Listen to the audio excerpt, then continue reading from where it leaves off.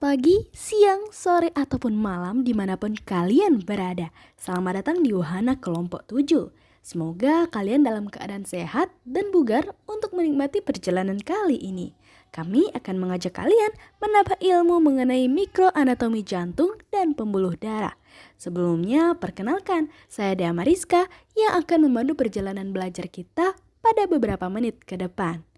Nah, teman-teman, agar ilmunya tuntas, diharapkan kalian menyiapkan alat tulis, atlas anatomi, dan pastikan disimak sampai akhir ya. Oke, jantung. Jantung bahasa latinnya yaitu core, dan dalam bahasa Inggris dikenal dengan heart. Oke, teman-teman masih awal, jangan salah fokus ya.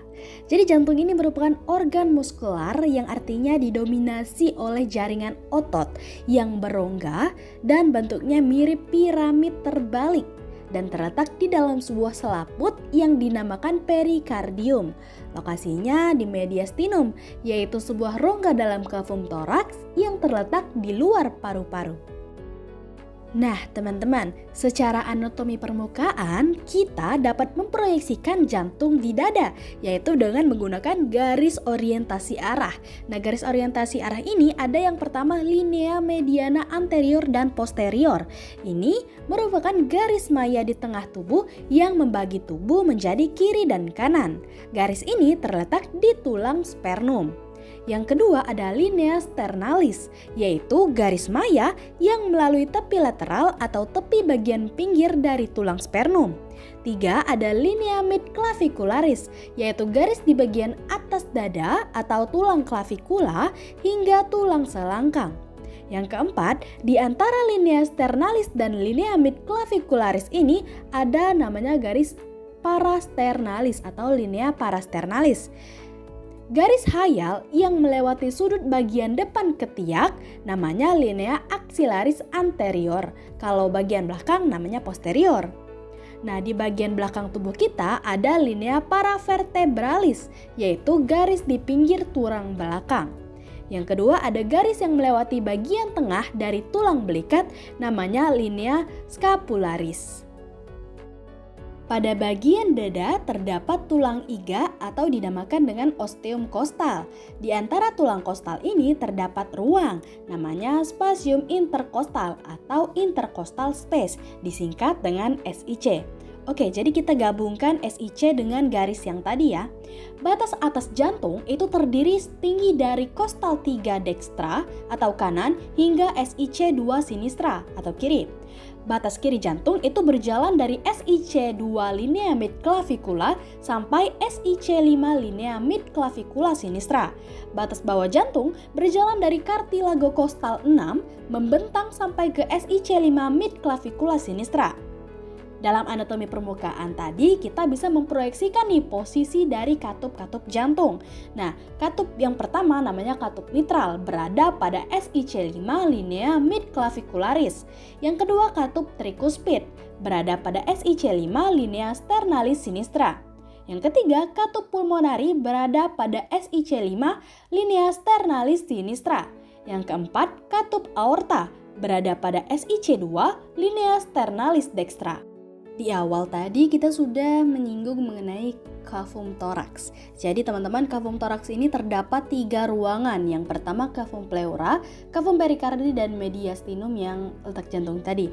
Nah, mediastinum ini merupakan ruangan yang terletak di antara pleura mediastinalis kanan dan kiri. Dibatasi oleh sebelah ventralnya terdapat sternum, sebelah dorsal dibatasi oleh columna vertebralis, dan sebelah lateral dibatasi oleh pleura mediastinalis kanan dan kiri. Sedangkan di bagian kranial dibatasi oleh apertura thoracalis superior.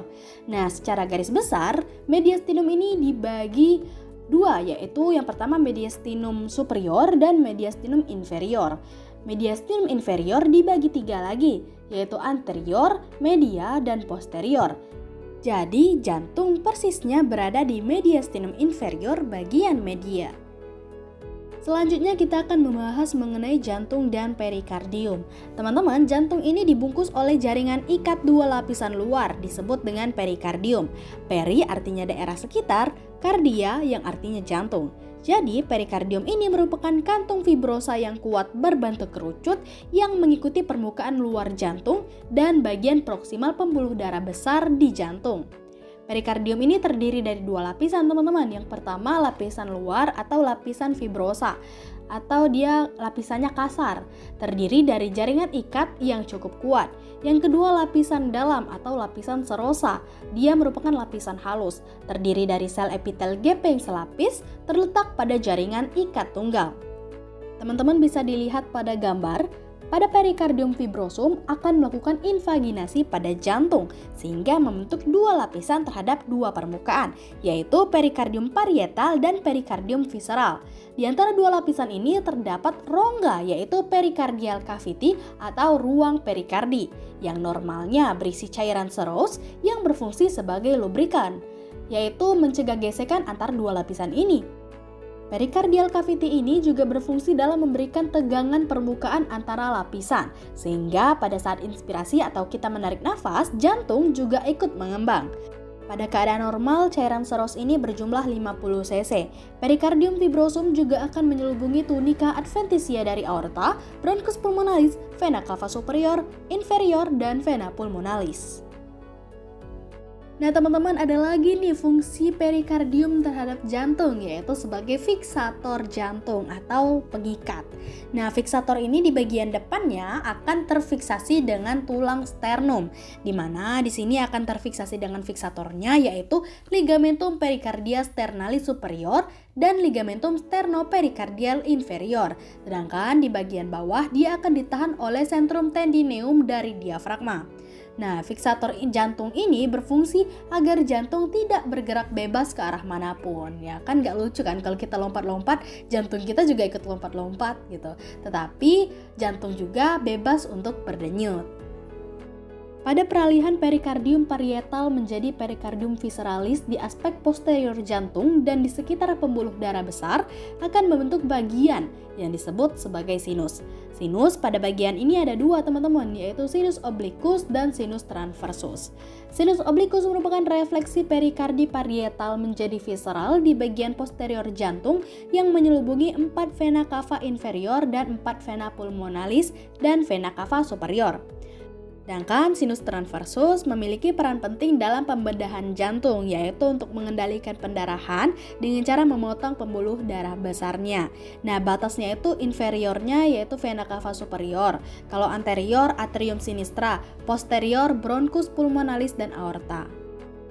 Oke, pada suatu keadaan patologis, teman-teman akan terjadi akumulasi cairan serous atau pendarahan di kavum perikardi dengan jumlah cairan melebihi 50 cc.